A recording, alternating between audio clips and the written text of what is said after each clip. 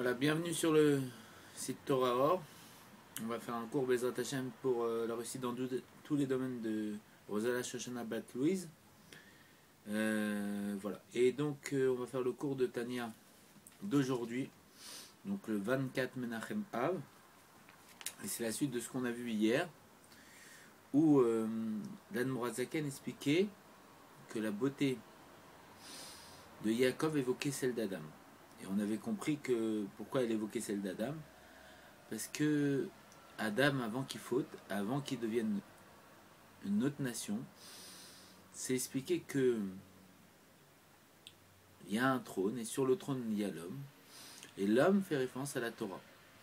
Et c'est quoi ce fait d'être sur un trône, d'être sur le trône, c'est-à-dire d'être assis, à l'image que dans le Gan Eden, dans le paradis, parce que la Torah, c'est expliqué en Chassidut que le sadé, le jardin, le champ plutôt, fait référence à la Torah. Et on sait très bien qu'il a été viré du champ du Gan Eden. C'est que dans le Gan Eden, dans le paradis, les les âmes étudient la Torah. Et donc ils sont assis, ils ont leur couronne sur la tête. C'est quoi leur couronne? C'est leur étude de Torah qu'ils ont fait pendant toutes ces vies. Et donc ils profitent, ils se délectent du dévoilement divin de cette étude de la Torah. Donc Adam, il était dans ce niveau-là, de se délecter de ce dévoilement divin. Il a fait une faute. C'est quoi la faute? De ne plus être une markava. Une markava, c'est quoi? D'être un char pour Dieu. Comment ne plus être un char? C'est quand il a fait la faute avec le serpent. C'est quoi? C'est de ne plus être assis sur ce trône à recevoir le dévoilement divin. Pour qui?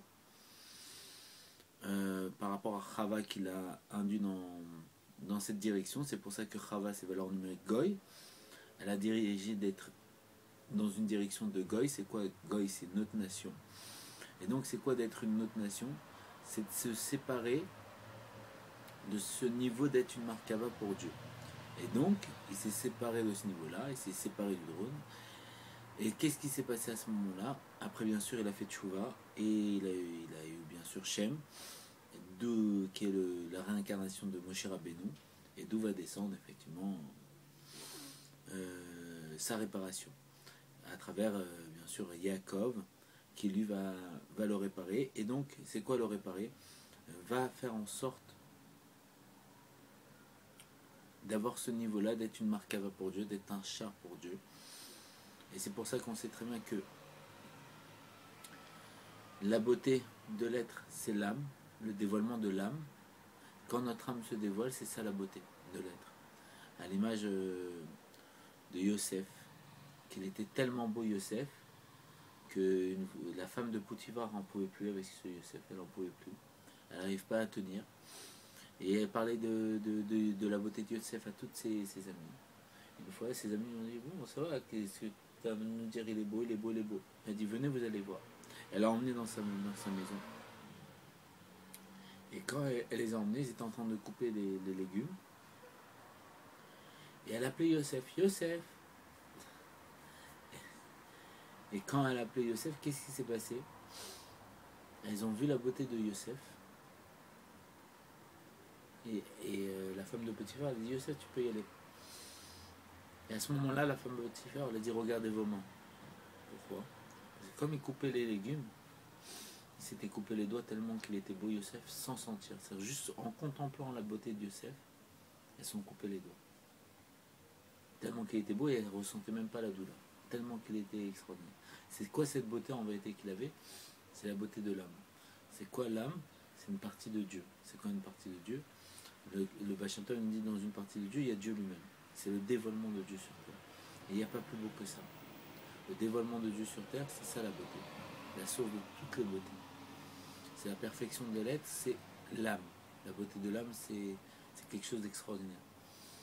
À l'image qu'Abraham Avinu, son âme ressortait du corps, que s'il était devant nous, on ne pouvait pas pouvoir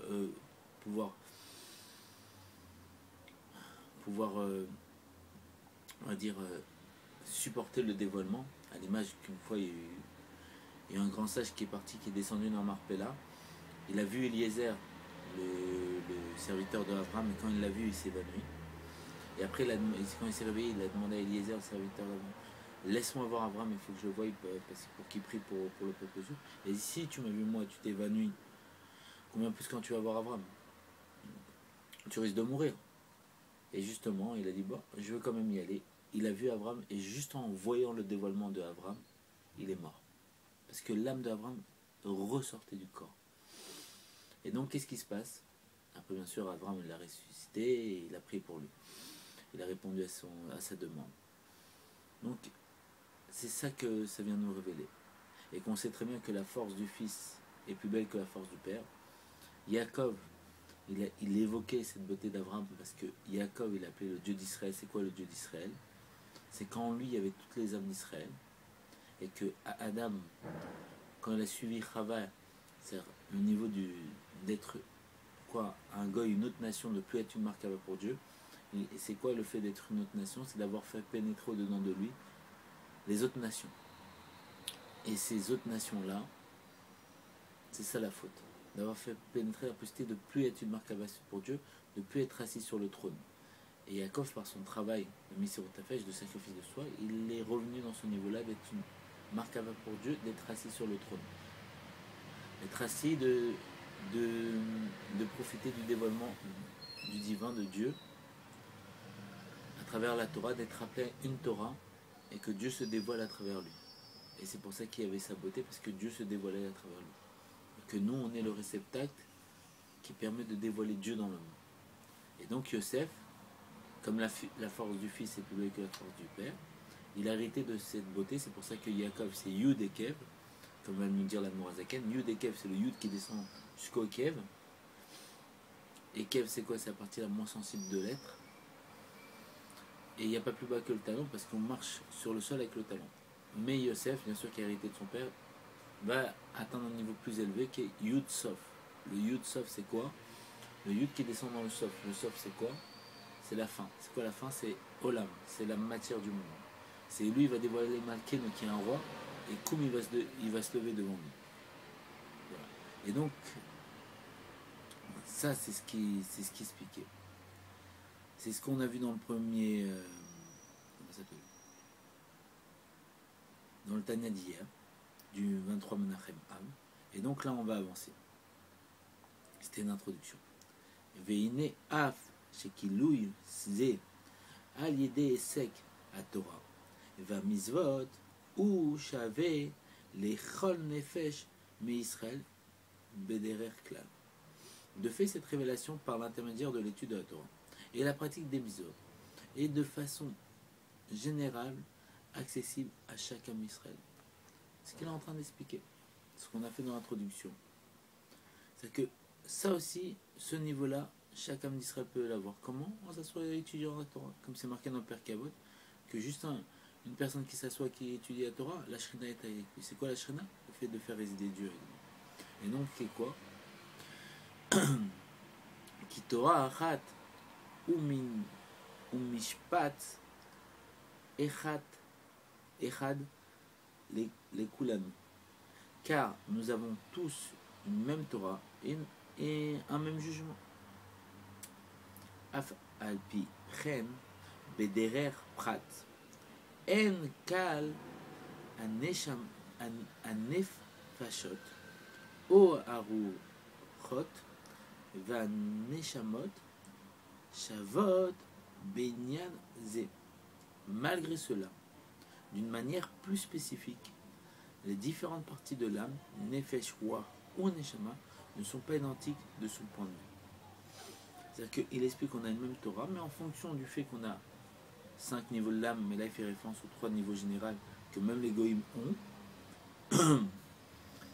comme ils ne sont pas pareils, même si on a une même Torah, apparemment ça sous-entend que le dévoilement de cette Torah varie en fonction des niveaux de l'âme. Les filles Etz Uzman Gilgulam Uvoam Baolamazé, en fonction du temps et du moment de leur réincarnation, de leur Gilgul et de leur venue dans ce monde. C'est-à-dire qu'il y a une évolution en fonction des réincarnations de ces âmes. Et bien, même si on a une même Torah, par rapport au niveau de l'âme et que ces niveaux de l'âme sont revenus en réincarnation, apparemment il y a une perception différente de la Torah en fonction des âmes. Comme on sait dans le chapitre 4 du Tanya, l'Admorazaken nous explique que chaque âme a un niveau. Le pshat, le pardet, dans le niveau du pardet, c'est quoi? Le pshat, le sens simple, le remez, le sens allusive, le drash, le sens analytique et le sol, le secret de la Torah. Et donc, en fonction de cet attachement de l'âme à un niveau spécifique, la perception de la Torah est différente. Elle va être de plus en moins profonde. Ukma'amar rabotenu zerechonam libracha avur bemai ave zahir tefei amarle betititru. Ainsi nos sages, dont la mémoire est une bénédiction, rapporte en quelques pratiques ton père était-il plus scrupuleux et répondu celle des tzitzit. Donc là, l'Admorazaken ramène un exemple pour nous dire que nos sages nous expliquent que chaque individu a des directions dans la Torah où ils sont plus ou moins scrupuleux, à l'exemple de ce qui est marqué par nos sages. Et donc on sait très bien que chacun, on est, comme dira l'Admorazaken, il faut élever l'enfant à l'pidarko. Il y a des gens qui vont plus être à même à être plus scrupuleux dans le respect des tzitzit, comme il a pris l'exemple. Ils sont plus faits pour d'autres domaines. On sait très bien que la Torah est infinie. Donc chacun a une direction spécifique, à l'image que on est un corps géant. Le corps, c'est le dévoilement de Dieu à travers une limite, un corps, une dimension. Et ce corps géant, qui représente le peuple juif, dans ce corps, il y a plusieurs organes. Il y a l'oreille, la vision. On sait très bien que le bras fait référence à Abraham, le bras droit, le bras gauche, comme on l'a expliqué à Israël. Et chacun, on a un degré plus spécifique pour respecter une mitzvah de façon plus individuelle. C'est-à-dire que dans cette mitzvah, on excelle. Vechen en kol adorot shavin. De même, toutes les générations ne sont pas identiques non plus. Et effectivement, les premières générations, elles étaient là pour étudier la Torah. Et après, il y a eu les autres générations. C'est-à-dire que, et aujourd'hui, on est les générations de l'action. Donc, la génération qui étudiait la Torah, la génération qui faisait la Voda, les prières, tout ça, sur Nefesh. Et aujourd'hui, on est la génération qui, on va dire, qui est liée à l'action. Et l'action, c'est quoi? C'est de faire résider Dieu. C'est la finalité. On est le talon du talon. Le talon, c'est-à-dire en retard.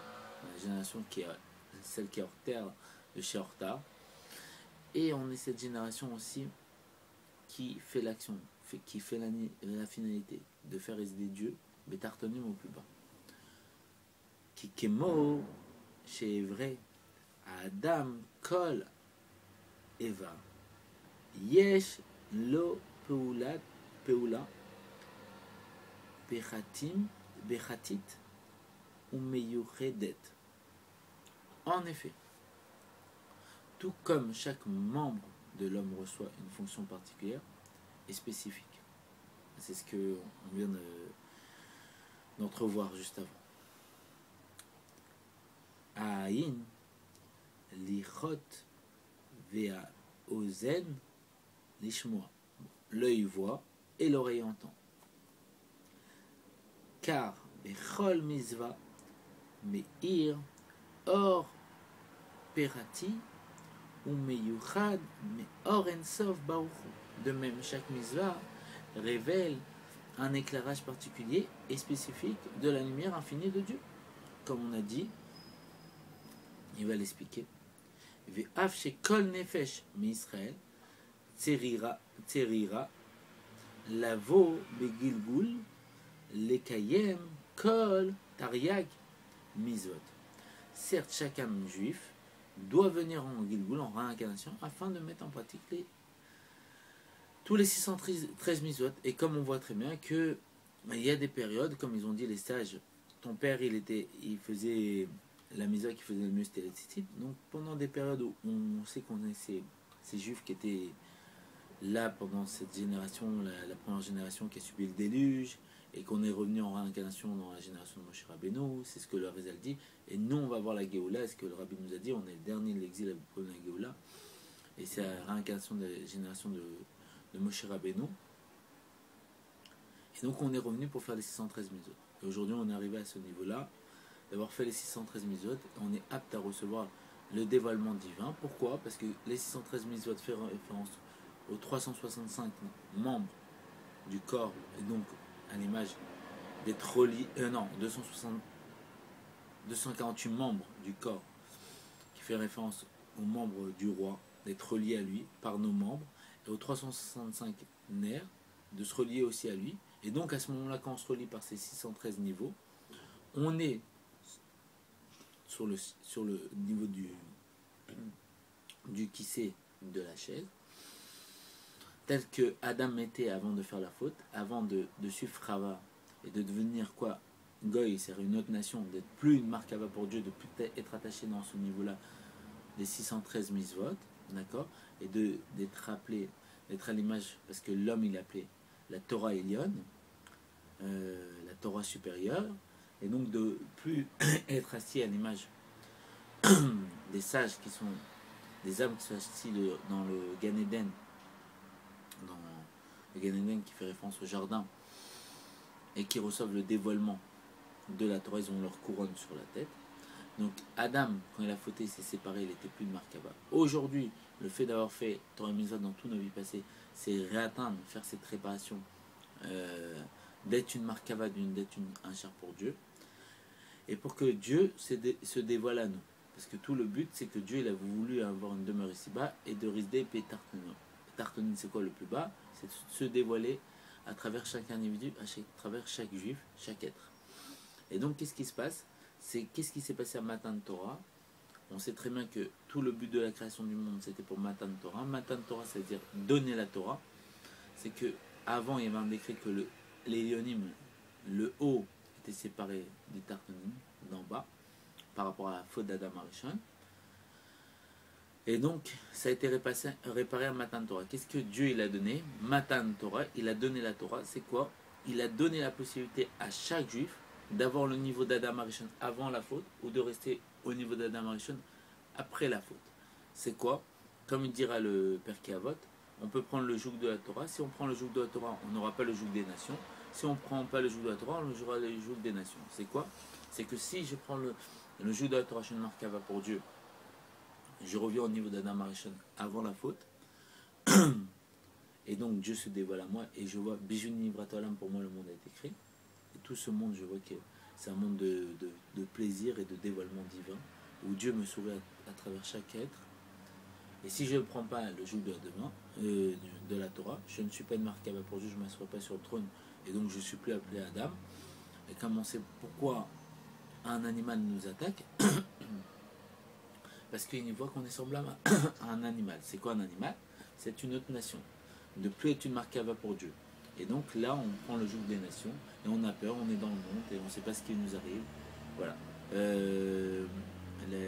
La peur de l'exil, on va dire toutes ces générations des Juifs qui ont subi les souffrances de l'exil. Donc aujourd'hui, vu qu'on a la possibilité de revenir à ce niveau-là, c'est ça le libre arbitre. Soit être assis et recevoir le dévoilement de Dieu, soit ne pas être assis sur ce trône et faire selon la direction des nations et subir l'exil. C'est pour ça que le Rabbi il dit on est les derniers de l'exil, les premiers de la Géoula. C'est-à-dire quoi? Dernier de l'exil, c'est que tu ne prends pas la Torah que Dieu t'a donnée. Et tu suis les goïms, c'est-à-dire les autres nations.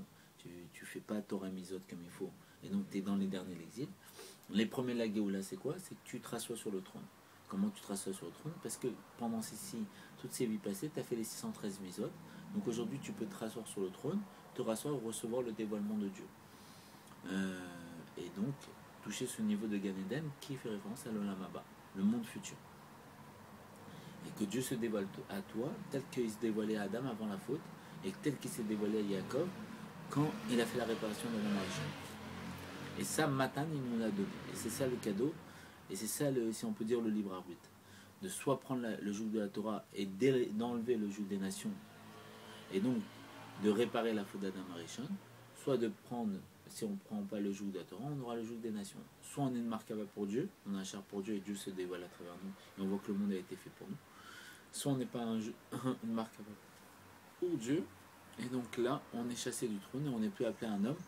Et tous les animaux, ils peuvent nous attaquer. Les animaux, ça fait référence à tout ce qui n'est pas homme. Et homme, c'est qui l'homme? C'est la Torah. Mikol makom lo nisrecha et là les tafa ou zirut ou srizut yete yach beyeter she'et veyeter az kefula ume chupelet.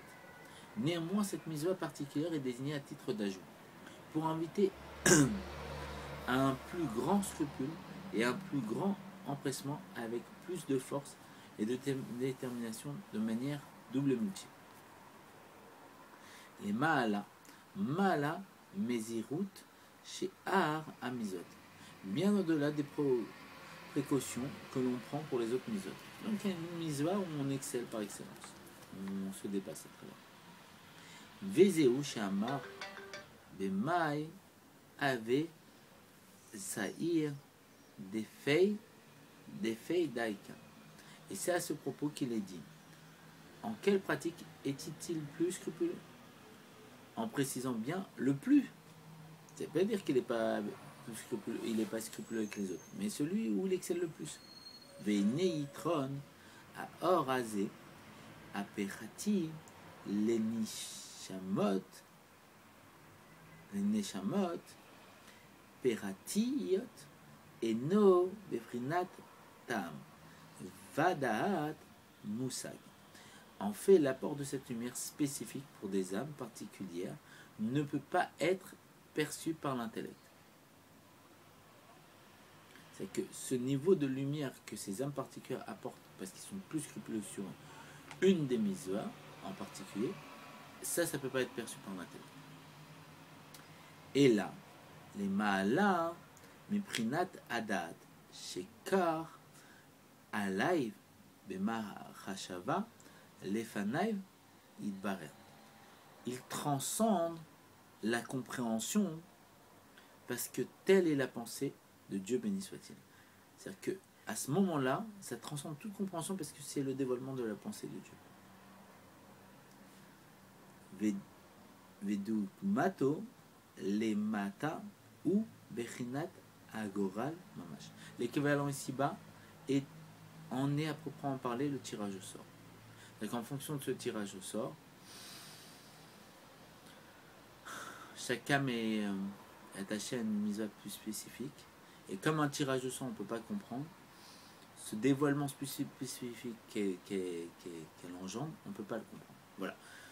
Que Bezat Hashem, ça apporte le fait qu'on aille tous au 3e Beth Amikdash dès à présent et qu'on diffuse tous la Chassidut de plus en plus, comme il a dit le Bachem Tov et le Mashiach au Bachem Tov, je viendrai quand ces sources se répondront à l'extérieur, et donc il faut répondre les sources à l'extérieur de la Chassidut pour que Bezat Hashem, le Mashiach, vienne dès à présent et vienne nous dévoiler la délivrance complète et définitive. Allez, de bonnes nouvelles, au revoir.